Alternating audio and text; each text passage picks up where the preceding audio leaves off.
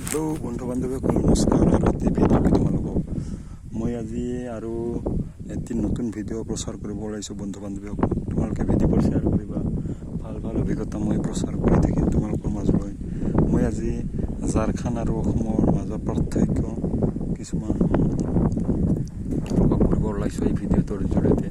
এইবোৰ খেতি বাৰী দেখিছ তোমালোকে বন্ধু বান্ধৱীসকল। আমাৰ ৰাজ্যত অসমত মানুহে বহুত পিছ পৰি আছে বুলি ক'ব লাগিব। কিয়নো এবাৰ খেতি কৰাৰ পিছত মানে ধান খেতি কৰাৰ পিছত পুনৰ দুবাৰ খেতি নকৰে। খৰালি মাহ খেতি বহুতে নকৰে, কিছুমান জেগাত 60% মানুহে নকৰে। আমাৰ বিশেষকৈ অসমীয়া মানুহখিনি, খিলঞ্জীয়া অসমীয়াখিনিয়ে। সেয়েহে বন্ধু বান্ধৱীসকল আজি এই ভিডিঅ'টোৰ জৰিয়তে তোমালোকক জনাওঁ ঝাৰখণ্ডত আমি আৰু অসমৰ মাজৰ পাৰ্থক্য জনাওঁ। অন্য ৰাজ্যবোৰতো মানে কৰি 12 মাহে খেতি কৰে, 12 মাহে মানে খেতি পথাৰ সেউজীয়া কৰি ৰাখে। ইয়াতো মানে মানুহে ব্যৱস্থা নাই, পানীৰ ব্যৱস্থা নাই। তেওঁ হ'লেও মানে মানুহে বৰিং মানে পানীৰ মাটিৰ তলৰ পৰা পানী ওলাই খেতি কৰে।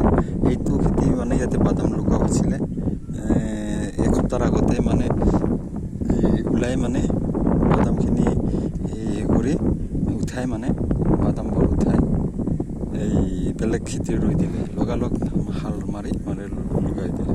আৰু তাতে কৰিছিলে মাকৈ খেতি কৰিছিলে, তাতো মানে মাকৈখিনি লগাই মানে কিবা খেতি লগাই দিলে। চাওক 12 মাহে কৰে।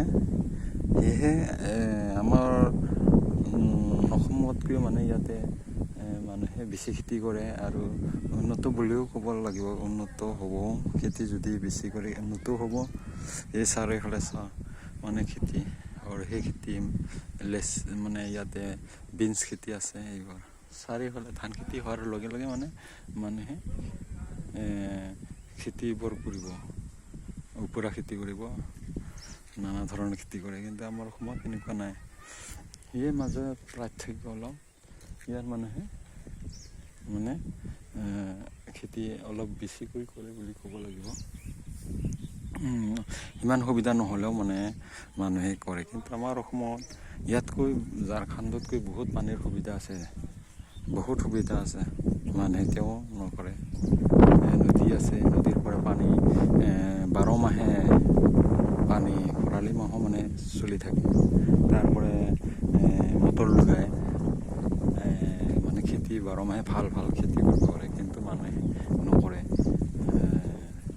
এলেহুৱা মানুহ বুলি ক'ব লাগিব। আৰু উঠি অহা ল'ৰাবোৰকো জনাওঁ এই ভিডিঅ'টোৰ জৰিয়তে, বিদেশত বা বিদেশ ৰাজ্যত মানে দিল্লী, বম্বাই কাম কৰিবলৈ, কেৰেলা এইবোৰত কাম কৰিবলৈ যাব ইচ্ছা কৰিব নালাগে। কিয়নো দূৰত পাহাৰ দেখিবলৈহে ধুনীয়া। এই কথা মানে মনত ৰাখিবা। তাতে বহুত মানে সমস্যা, বহুত মানে বিপদত পৰিব পাৰে। বিপদত পৰে সেইটো একদম নিশ্চিত। সেয়েহে বন্ধু বান্ধৱ কিছুমানহে ছাকচেছ হয়, বাকী মানে বিপদত পৰে। সেয়েহে বন্ধু বান্ধৱীসকল ঘৰতে 2-3 বিঘা মাটি থাকিলেও বা আধি লৈ হ'লেও মানে খেতিবোৰ 12 মাহে চেষ্টা কৰিবা। ইয়াত যিহেতু মানে ইমান পাহাৰীয়া মাটি, চাৰিওফালে পাহাৰীয়া মাটি, ধান খেতি কৰিছে, ধান ভাল হৈছে, ইমান পাহাৰীয়া মাটি আৰু ইয়াতে ওপৰা খেতি কৰিছে। সেইখিনি পানী নাই, মানুহে গোবৰ সাৰ দিয়ে, গোবৰ সাৰ ইউজ কৰে। বন্ধু বান্ধৱ আমাৰ অসমত কিন্তু নদী আছে চাৰিওফালে, খেতি পথাৰৰ ওচৰে পাজৰে পূৰা চাৰিওফালে। তেওঁ মানুহে খেতি নকৰে, 12 মাহে খেতি কৰিবলৈ শিকক। তেতিয়া মানে আমাৰ অসমখন বহুত ডেভেলপ হ'ব। বেলেগ ৰাজ্যত গৈ কাম কৰিবলৈ নালাগে। তেতিয়া মানে বহুত মানুহৰ জীৱন ধ্বংস হয়। বহুত মানুহ আমি অসমত দেখি আহিছোঁ। কেৰেলাত, বম্বাইত গ'লে ট্ৰেইনতেই মানে বা তাতে থাকাতে মানে মৰা দেখিছোঁ, মৰিছে বহুতে। অন্যায় কৰিছে অন্য ৰাজ্যৰ মানুহে। সেয়েহে বন্ধু বান্ধৱীসকল এনেকুৱা কৰিব নালাগে। গাঁৱতে মানে থাকি, অসমৰ ৰাজ্যতে থাকি কাম কৰিবলৈ শিকা। আজিকালি ইউটিউবৰ জৰিয়তে বহুত কাম শিকিব পাৰে।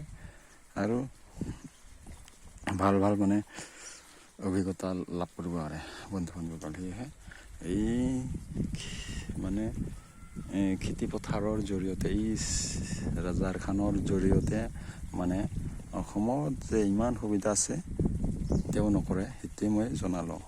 কৰিব লাগে বন্ধু বান্ধৱীসকল। আজি এই ভিডিঅ'টোৰ জৰিয়তে অলপ হ'লেও মানে অসমৰ মানৱৰ ল'ৰাবোৰ উঠি অহা ভাই বান্ধৱীসকলে মানে শিকিব। ধন্যবাদ, সাহস মানে বাঢ়িব। ধন্যবাদ, নমস্কাৰ বন্ধু বান্ধৱীসকল।